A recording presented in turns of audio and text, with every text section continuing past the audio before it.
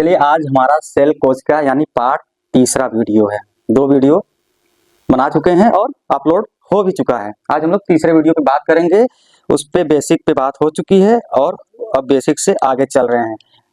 हम लोग ऐसे बात कर रहे हैं यानी एकदम बेसिक, यानी एकदम जैसे न्यू से उठ करके जब मकान तैयार होता है यानी हम न्यू से चल रहे हैं। यानी कोई हाथी पाँव कराना पसंद करता है, कोई पायलिंग कराना पसंद करता है, तो हम लोग दोनों प्रोसेस लेकर चल रहे हैं। जिसको जिस विधि से पढ़ना हो देखना हो कर सकता है।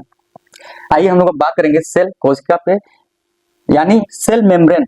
सेल मेम्ब्रेन और कोशिका झिल्ली भी आप कह सकते हैं। सेल मेम्ब्रेन यानी कोशिका झिल्ली, और इसको आप लोग प्लाज्मा झिल्ली भी कह सकते हैं।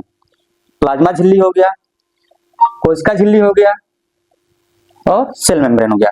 तो ये जो सेल मेम्ब्रेन जो कोशिका झिल्ली है, आप देख सकते हैं ये एक झिल्ली बना हुआ है, एक झिल्ली राउंड में बनाया गया है और ये पूरे इसी झिल्ली में कोशिका के सारे अंग यानी सब इसी में रहते हैं।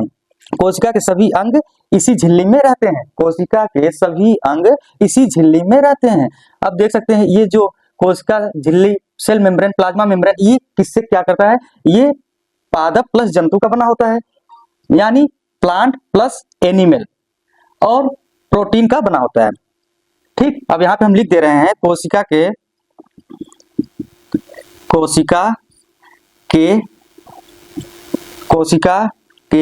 अंग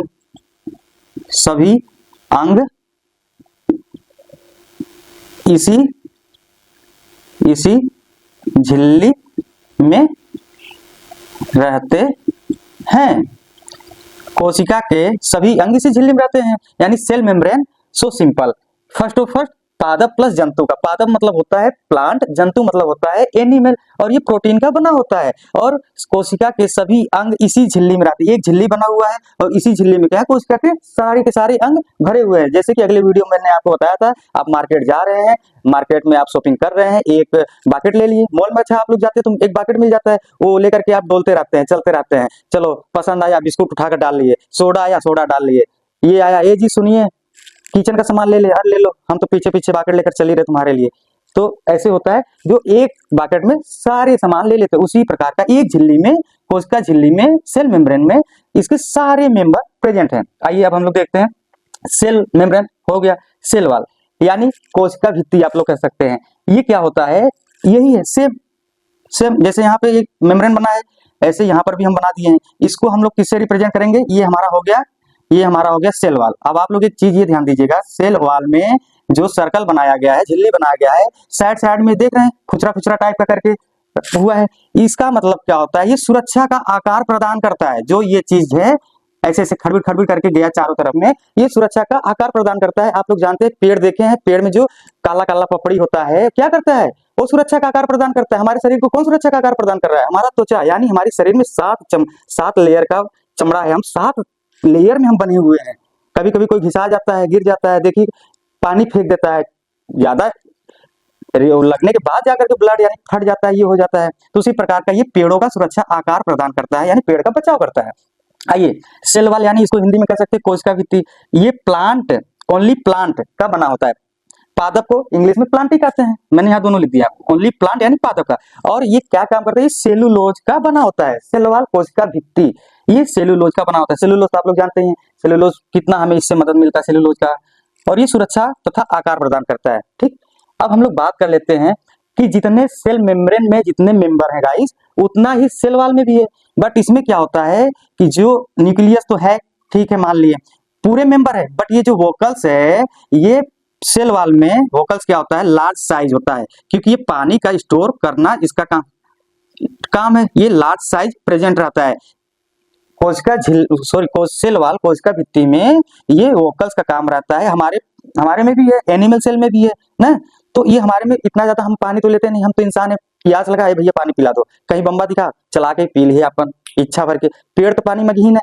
तो इन्हन में क्या होता है, जो वोकल्स होता है पहले से स्टोर कर लेते हैं। जब रेनी सीजन आता है, बरसात के सीजन आता है, देखिए अच्छा आप लोग एक बात बताइए, घर में गमला लगा दिए, मान लिए गमले को सुबह शाम झाड़ रहे हैं, पोंछ रहे हैं, हाँ आज एक फूल फुला है, मम्मी एक फूल फूल गया, देखो कितना अच्छा, खुश हो जाते हैं। तो जो रोड के किनारे पेड़ लगा है, और एक जो लोअर कास्ट होते हैं, जो छोड़जतिया होते हैं, उनके बच्चे को ले लीजिए और एक रोड के किनारे एक पेड़ लगा ले लीजिए। अगर भगवान अगर भगवान का एक बार हवा का झोंका अगर सह गए, गर्मी बरसात जाड़ अगर एक बार ये सह गए, तो ये चीरे फारे हमारे जैसे हल्कार हल्कार वो 5-6 निकलेंगे। वो हम लोग का इतना सेवा हो रहा है, सत्कार हो रहा है, पैदा होते ही आईसीयू में चले जा रहे हैं, वहां से निकल कर आ रहे हैं, काजू बादाम मम्मी खा रहे हैं, हमको दूध दूध ये मिल रहा है वो मिल रहा है, तमाम चीजें, लेकिन उनको कौन दे रहा है? कोई नहीं दे रहा। उनका गॉड है, जिसका कोई नहीं उसका भगवान है।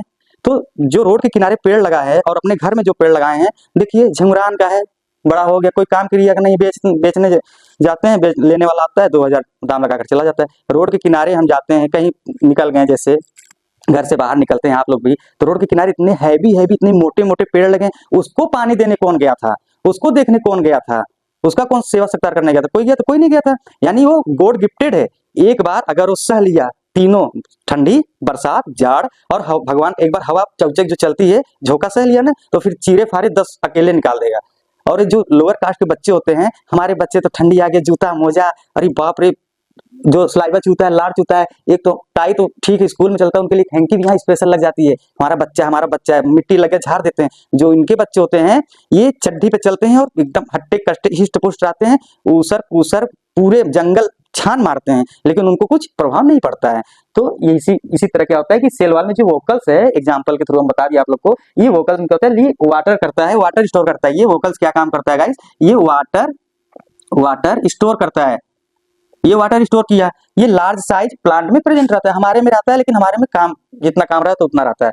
अब आइए, माइक्रोकांडिया हो गया, लाइसोसोम हो गया। एक तो एम का मतलब माइक्रोकांडिया, एल का मतलब हो गया लाइसोसोम, आर का मतलब हो गया राइबोसोम, ई आर का मतलब एंडोप्लाज्मिक रेटिकुलम, सी का मतलब हो गया सेंट्रोसोम, और वी का मतलब हम आपको बता दिए की वोकल्स, और जी का मतलब हो गया गल्जी बॉडी, और एन का मतलब हो गया अपना ये मेन ब्रेन जिसको कह सकते हैं। पूरा ये चाचा अपना डील करते हैं, बीच में गद्दी लगाकर बैठे हैं और सबके ऊपर नजर दौड़ाते हैं, हे तुम्हारा काम ये तू ही काम करो, उसका वो काम वो अपना काम करे, ठीक है।